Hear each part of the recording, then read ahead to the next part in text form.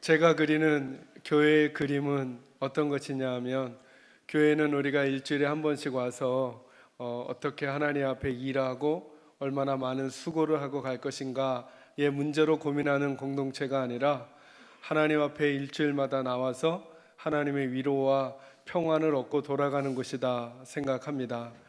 목사인 저도 그렇고 또 성도들인 여러분들도 주님 앞에 나와서 예배할 때마다 내가 하나님 앞에 무엇인가를 해야 하기 때문에 나온 것이 아니라, 다른 어떤 곳에서도 얻을 수 없는 위로 그리고 격려, 다른 곳에서는 다 나를 평가하고 비판하고 또 정죄하지만, 그러나 하나님 앞에서만큼은 다시 하나님은 우리에게 너는 내게 소중한 사람이란다 말씀해 주시고, 너는 살아갈 이유가 있다고 말씀해 주시고, 내가 너를 도와줄 것이다 말씀해 주시는 그 위로와 평안을 얻는 것이 저는 우리 교회의 참 모습이라고 생각하고, 우리 교회가 그런 교회가 되기를 간절히 소망합니다.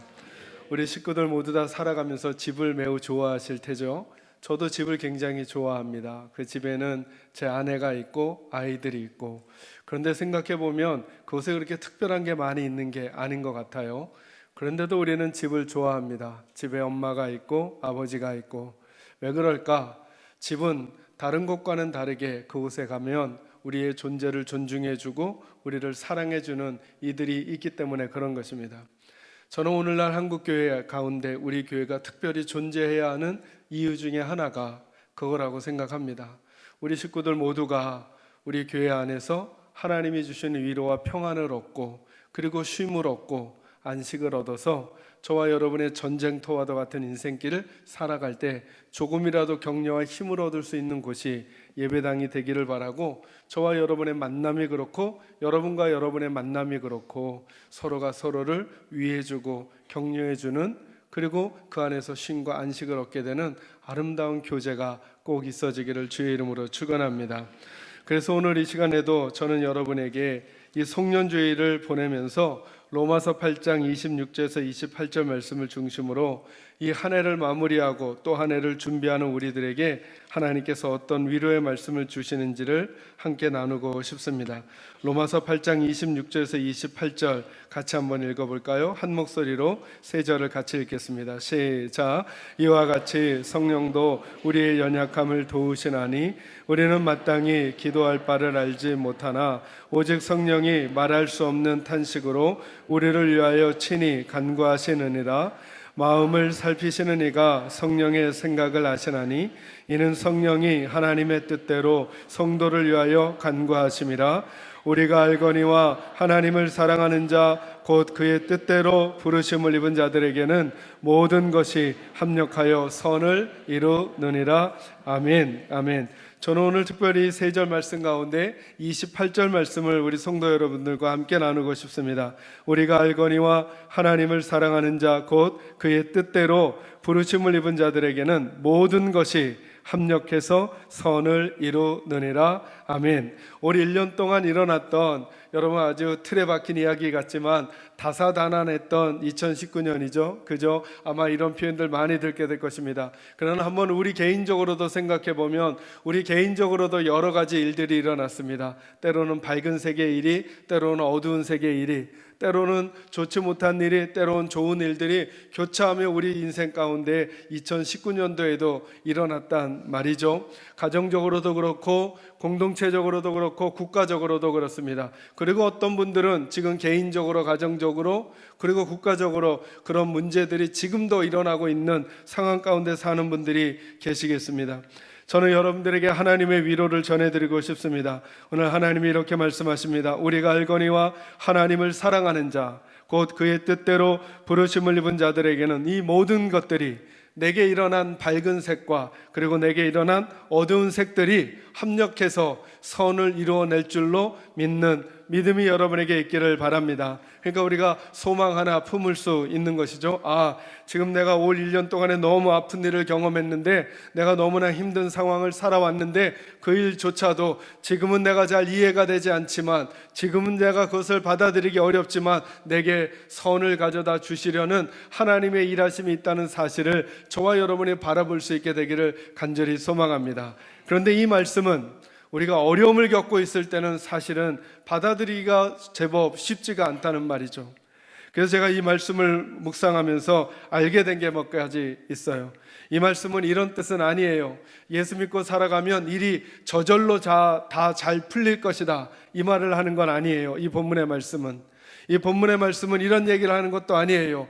예수 믿고 살아가는 사람은 어려움이 절대로 찾아오지 않을 것이다, 이런 말을 하고 있는 것도 아니에요. 이 말씀은 무슨 말이냐 하면, 예수 믿는 우리들에게도 웃음과 울음이, 아픔과 기쁨이 함께 교차해서 일어나겠지만, 하나님을 사랑하는 자들에게 하나님께서 그려놓으신 그림이 있는데, 지금의 이것은 과정일 뿐 끝내 하나님이 우리에게 가져다 주시는 또 다른 목적의 그림이 있다라고 하는 거예요. 그러니 저는 우리 식구들이 용기를 냈으면 좋겠어요.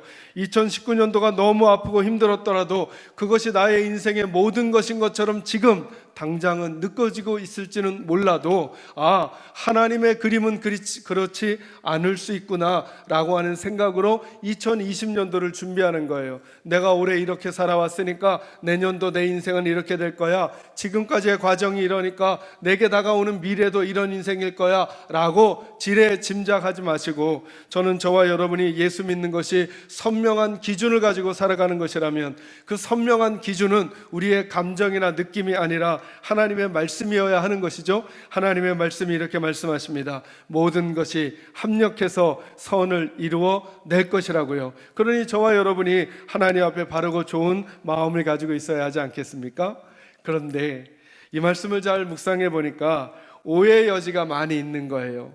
왜 오해의 여지가 많이 있냐 하면, 우리에게 느껴지기에는 우리말 성경이 이렇게 말하거든요. 모든 것이 합력해서 선을 이루게 될 거라고 이렇게 말해요. 주체가 어디냐 하면 모든 것이에요. 근데 영어 성경으로 잘 읽어보면 주체가 달라요. 일이 주체가 아니라 하나님이 주체가 돼요. 이 표현을 제가 영어식 표현으로 설명해 드릴게요. 이게 이런 말이에요. 우리가 알고 있습니다. 하나님을 사랑하는 자들에게는 하나님께서 모든 일 안에서 하나님을 사랑하는 자들의 선을 위해서 일하고 계십니다, 이 뜻이에요. 그러니까 누가 일하고 계신다는 거예요? 하나님이 일하고 계신다는 거예요. 그러니까 여러분, 용기를 잃지 말라는 거예요. 여러분, 지금 우리 가정이 아무리 혼란스러워도, 우리 자녀가 아무리 어려운 길을 가고 있는 것 같아도, 내가 원하는 소망이 지금 이루어지지 않고 있다고 할지라도 하나님을 사랑하는 자들을 위해서 누가 일하고 있다고요? 따라합니다. 하나님이 지금도 나를 위해 일하고 계신다. 여러분, 그것이 저와 여러분에게 주신 하나님의 위로인 거예요. 저는 이 말씀이 너무나 감사해요. 저희 교회를 목회해 가는데 하나님이 제게 이렇게 말하는 거죠. 권 목사가 목회하는 게 아니라 너가 목회하는 그 일을 위해서, 내가 너를 위하여, 너희의 성도들을 위하여 내가 일하고 있단다, 하나님 제게 말씀하시는 거잖아요. 여러분, 제가 하는 게 나을까요? 하나님이 하시는 게 나을까요? 하나님이 하시는 게 훨씬 낫죠. 천만다행인 거죠. 제가 목회하는 게 다가 아니라 하나님이 목회하고 계시니까. 저와 여러분의 가정으로도 한번 적용해 보는 거예요. 저와 여러분의 가정도 우리가 고민하고 꾸리는 것만으로 살아가는 거라면 얼마나 부족하고 연약한 게 많겠어요. 근데 하나님이 이렇게 말해요. 하나님께서는 모든 상황 안에서, 좋은 상황, 그렇지 않은 상황, 기쁜 상황, 슬픈 상황 가운데에서 하나님께서는 하나님을 사랑하는 자들을 위해, 그들의 선을 위해 지금도 일하고 계신다는 거예요. 저는 여러분이 이것을 믿으시기를 바랍니다. 그러니까 여러분, 결국 이것은 이렇게 적용할 수 있는 거죠. 인생을 우리 혼자 살지 않는 거예요. 우리 혼자 사업하지 않는 거예요. 우리 혼자 자녀 키우지 않는 거예요. 내 인생 나 혼자 살아가지 않는 거예요. 누구와 함께 살아갈까요? 하나님과 함께 살아가는 거죠. 그래서 성경은 두 가지 종류의 사람으로 구분될 수 있어요. 하나는 하나님 없이 홀로 인생 사는 사람, 하나는 하나님과 함께 인생을 사는 사람이에요. 한번 송구영신의 시간들을 다가오면서 맞이하면서 저와 여러분이 한 해 마무리하면서 물어보는 거예요. 나는 요즘 하나님과 함께 인생을 살아가고 있는가? 아니면 나는 하나님 없이 나 홀로 인생의 그 모든 바람들을 맞으면서 살아가고 있는가? 한번 점검해 보는 것이죠. 사도 바울은 하나님의 백성들에게 알려주고 싶었어요. 우리가 알거니와, 이건 우리가 당연히 알고 있어야 하는 내용이다. 하나님은 모든 일 가운데서 일하시고 계신단다. 너희들의 어려움과 힘든 일, 슬픔과 실패한 일, 낭망한 일, 좌절한 일, 무거운 일, 그렇지 않은 일, 그 속에서 하나님은 일하시고 계시는데 너희들의 유익을 위하여 하나님은 지금도 일하고 계신다. 알려주고 싶어 하는 거예요. 저도 여러분에게 하나님의 말씀을 빌어 알려드리고 싶습니다. 지금도 하나님은 여러분을 사랑하시고 여러분의 가정을 붙드시고 여러분을 위하여 일하고 계심을 믿는 믿음이 생기기를 간절히 소망합니다. 그것을 더 덧붙여 설명하는 내용이 26절, 27절이에요. 여러분께서 한번 읽어주실까요? 26절, 27절 읽습니다. 시작.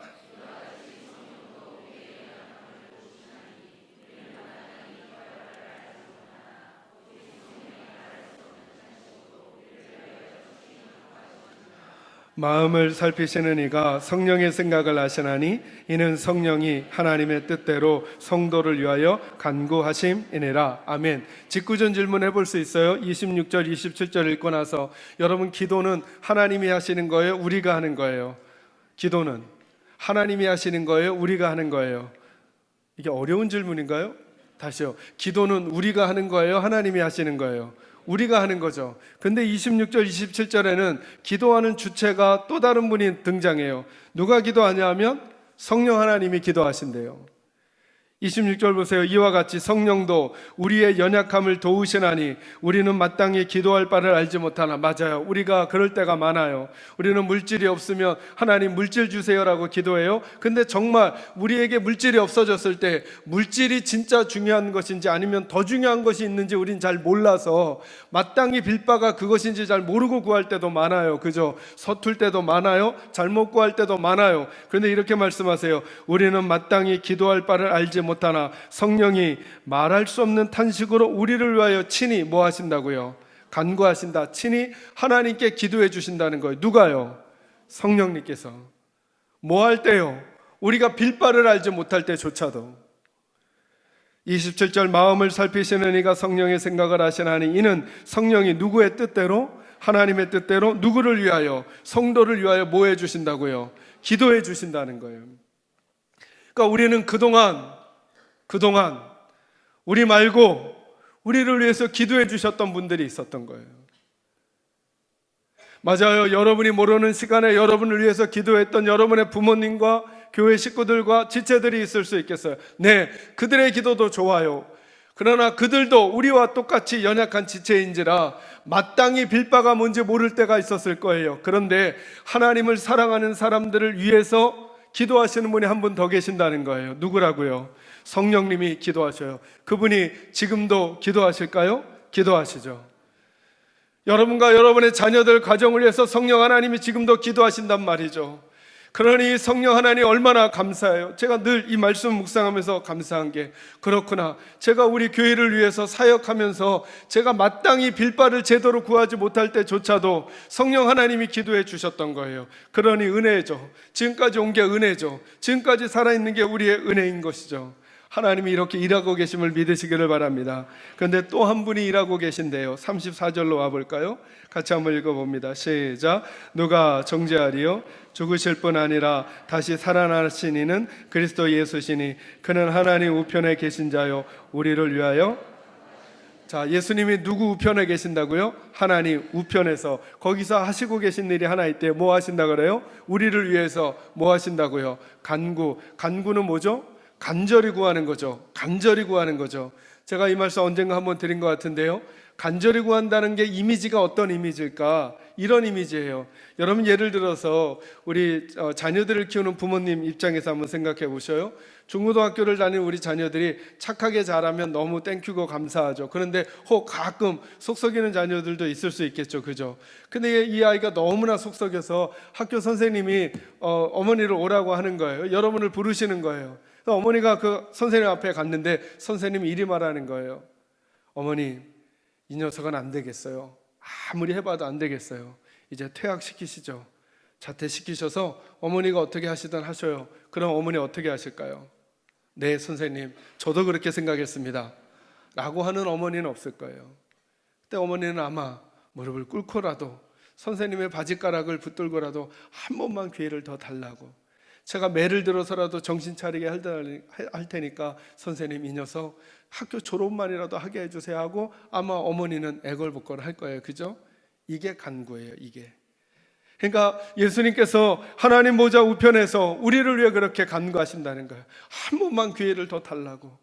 하나님, 이 아이가 삐뚤어진 것 같지만 그래도 하나님 사랑하는 마음 있는 사람이에요. 언젠가 돌아올 테니까 하나님 한 번만 더 기회 달라고. 이렇게 뻣뻣한 것 같지만 아직 하나님 기회를 한 번만 더 달라고 누가 기도하고 계시냐 하면 예수님이 우리를 위해서 기도하고 계신다고 격려해 주시는 거예요.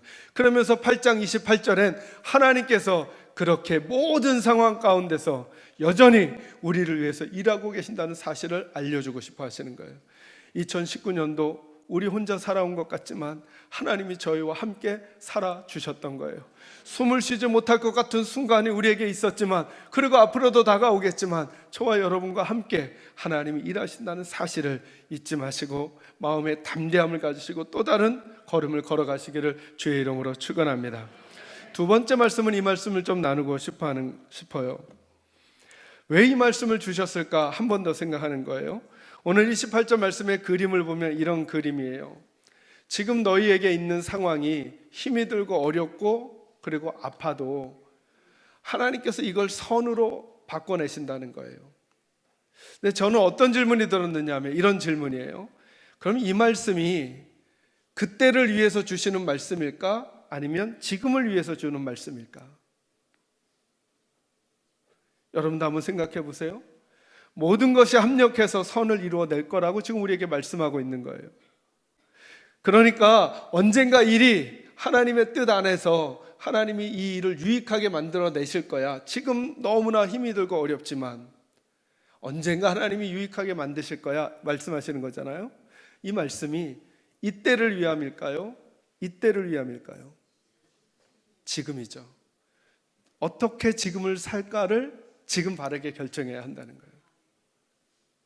왜냐하면 우리는 하나님의 이 약속이 없으면 지금 내게 다가온 이 검정색의 상황이 계속 검정색이 될까봐 낙심하고 좌절하고 불평하고 원망하면서 하나님의 백성의 바른 태도와 자세를 갖지 못할 수도 있기 때문에 하나님께서 이렇게 말씀해 주시는 게 아닌가 싶은 거라는 거죠. 저는 아니란다. 지금 이 검은 상황 속에서도 하나님께서 너희를 위하여 일하고 있단다. 그리고 너희를 위하여 언젠가 선을 만들어 내실 거란다. 그러니 지금을 어떻게 살라는 걸까요? 하나님의 백성의 바른 태도와 자세를 절대로 버리지 말라는 거예요. 하나님의 백성의 태도를 버리고 싶고 하나님의 기준과 하나님의 자세를 버리고 싶은 충동과 유혹이 이 상황 때문에 내게 일어나지만 하나님께서 언젠가 그 모든 일 속에 일을 하셔서 우리를 위해 유익하게 그것을 만들어내실 거니까 지금 내 눈에 보이는 그 상황이, 그 사건이, 그 벌어져 버린 그 색깔이 어둡고 힘이 들더라도 이날을 생각하고 절대 이 시간에 하나님의 백성의 태도와 자세 망가뜨리거나 함부로 하지 말고 살아가라고 말씀하시는 거죠. 이해되시나요? 저는 어렸을 때 고등학교 1학년 때 작은 교회를 다녔었어요. 저희 교회를 다니기 전에. 그 작은 교회는 어른들 50명, 60명 채 되지 않는 작은 교회였어요. 그리고 중고등부 아이들이 한 20명 되는 교회였는데 1년 동안 얼마나 교회가 아름답게 행복하게 부흥했는지 어른들은 100여 명 가까이, 아이들은 한 90명 가까이 되는 그런 상가교회였어요. 그런데 목사님과 어른들이 교회를 망가뜨려 버렸어요. 그때 그 안에 있었던 우리 제 선배, 후배, 어른들 할 것 없이 다 뭐라 그러면서 교회를 떠났냐 하면 이게 교회냐? 그러고 다 떠나버렸어요.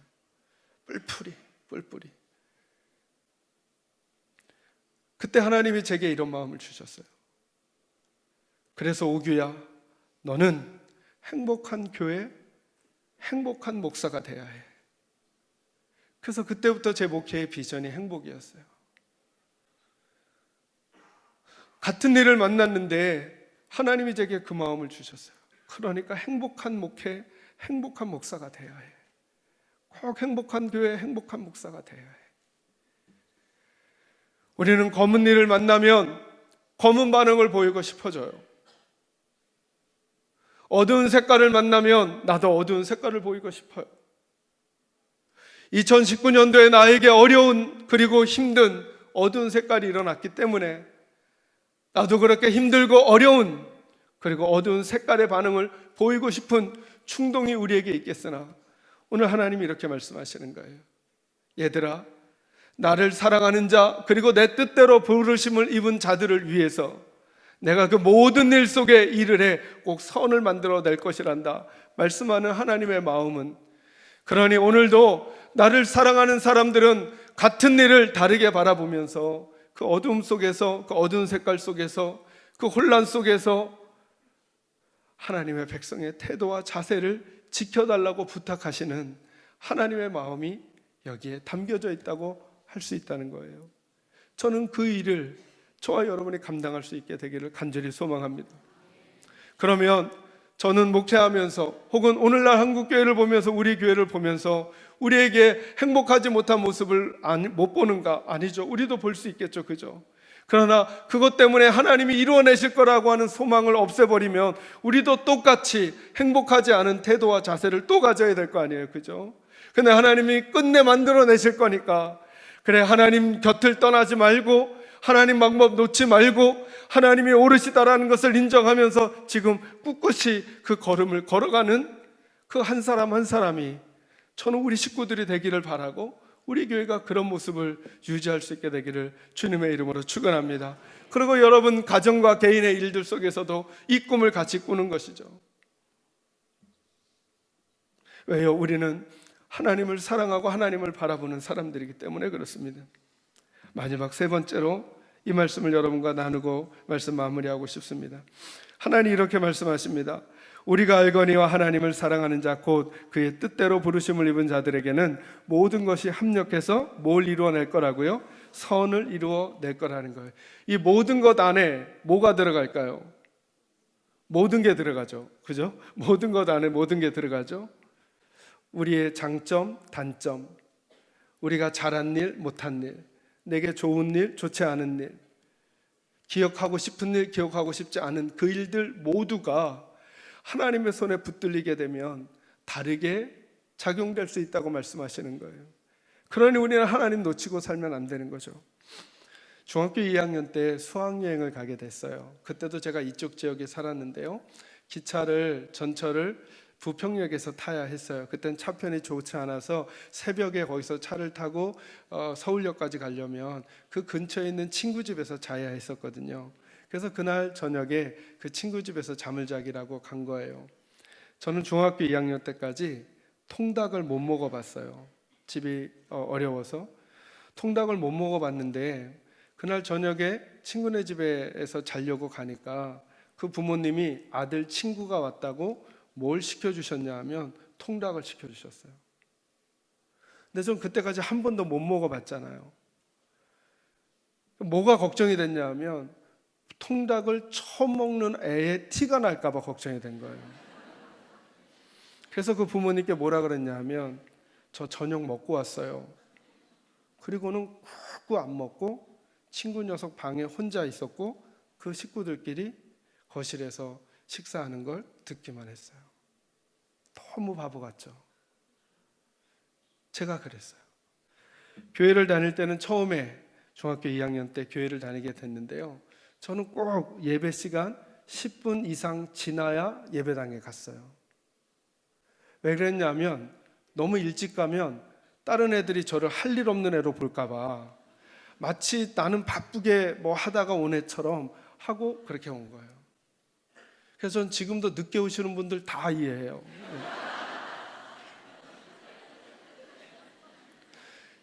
늘 그래서 제 마음엔 어려서 자라면서 무슨 마음이 있었냐면 이런 사람이 무슨 큰일을 하겠는가. 그래서 저는 어려서부터 큰일 하고 싶은 생각이 없었어요. 신학을 하면서도 큰일 하고 다른 분들은 막 이렇게, 저는 그런 생각이 없었어요. 그냥 할 수만 있으면 좀 더 작게 그냥 문제 안 되게. 그런데 하나님이 제게 마음을 불어넣어 주시니까 그때 지금도 마음이 작거든요. 그 작은 마음, 이렇게 섬세한 그런 마음이 제게 얼마나 큰 유익으로 바뀌는지 몰라요. 어떻게 유익으로 바뀌느냐 하면 제가 성경을 읽을 때 그 안에서 다른 분들이 느끼지 못하는 감정과 느낌이 느껴져요. 예를 들어 한 가지만 말씀해 드리면, 여러분 의심이 제일 많은 제자가 누구예요? 도마라고 하시죠, 그죠? 도마를 제가 읽어가는데 제가 도마의 마음이 너무 잘 느껴지는 거예요. 그럼 어떻게 깨달아지냐 하면 그는 의심이 많은 게 아니에요. 왜냐하면 잘 들어보세요.